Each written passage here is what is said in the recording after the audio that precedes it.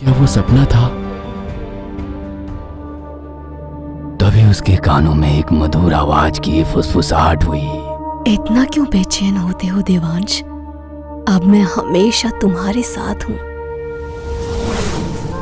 कहकर यक्षिणी सामने आई, जिसको देखकर वो बेड से उठ खड़ा हुआ। मेरी पहली शर्त, अब से मैं तुम्हारे साथ पूरी जिंदगी रहूंगी, तुम्हारी बीवी की तरह। दूसरी शर्त, मैं तुम्हारी हर ख्वाहिश पूरी करूंगी और बदले में तुम मेरे साथ रोजाना रात को शराब पियोगे और मांस खाओगे।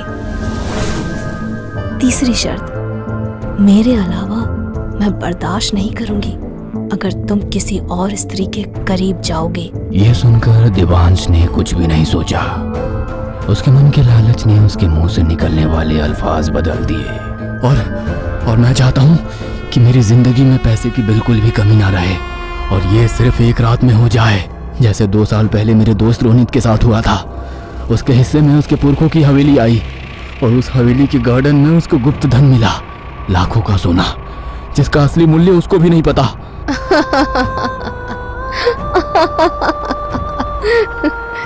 ऐसा ही होगा साधक, कहकर वो गायब हो गई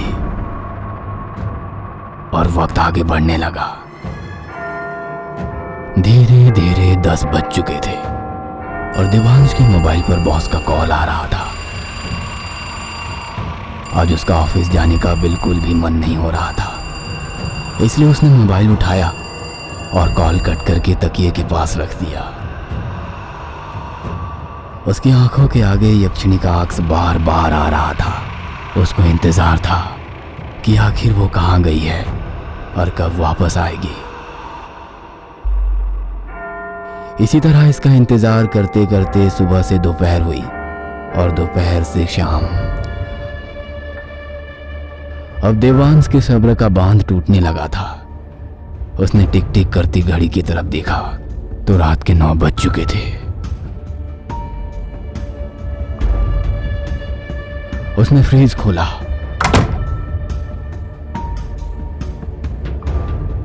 और उसमें रखी शराब की बोतल निकाली।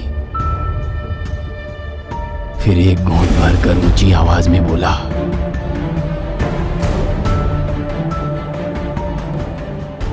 यक्षिणी, कहाँ हो तुम? यक्षिणी। और यहाँ देवांश का दोस्त रोनित अपने कमरे में बेड पर बैठा हुआ लैपटॉप पर गनफायर चैनल की हॉरर स्टोरी देख रहा था।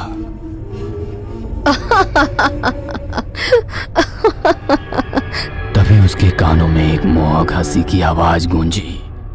उसने उठकर लैपटॉप का साउंड म्यूट किया, लेकिन वह आवाज दोबारा उसके कानों में गूंजी और इस बार उसने उसका नाम भी पुकारा। रोनित, कैसे हो? वह बेड से उठ खड़ा हुआ और इधर उधर देखते हुए बोला, कौन है? तभी फटाक से उसके कमरे का दरवाजा खुला और उसको सामने खड़ी हुई यक्षिणी नजर आई, जिसको वो देखता ही रह गया। जी, आप कौन हैं? यक्षिणी धीमे धीमे कदमों से उसकी तरफ आई और बिल्कुल करीब आकर बोली, बस आपसे मुलाकात करने की ख्वाहिश रखने वालों में से एक। सुनकर रोनित के माथे पर सलवटें आ गई और वो बोला, मुझसे मिलने की ख्वाहिश करने वाले बहुत है क्या? जी हाँ, आपको शायद पता नहीं, पूरे गांव में आपसे न जाने कितनी लड़कियां मिलना चाहती हैं। आप इस गांव के सबसे अमीर आदमी जो ठहरे। ये सुनकर रोनित मुस्कुराया और बोला, वो तो है। फिर रोनित ने उसकी कमर में हाथ डालकर उसको अपनी तरफ खींचा। उनकी नजरें एक दूसरे से मिली तो रोनित ने देखा कि उसकी आंखों का रंग बदलकर लाल हो चुका है। वो अचानक से उससे अलग हुआ और अपने बेड पर गिर गया। कौन हो तुम? कोई बचाओ! कोई बचाओ! उसने ऊंची आवाज में कहा, लेकिन उसकी आवाज उसके कमरे के बाहर तक भी ना पहुंच सकी। यक्षिणी भयानक अंदाज में मुस्कुराई और फिर उसका चेहरा इतना डरावना हो गया कि रोनित की चीख निकल आई। यक्षिणी हूँ, यक्षिणी। यक्षिणी ने जैसे ही ये कहा, उसके दांत भेड़िए के जैसे लंबे हो गए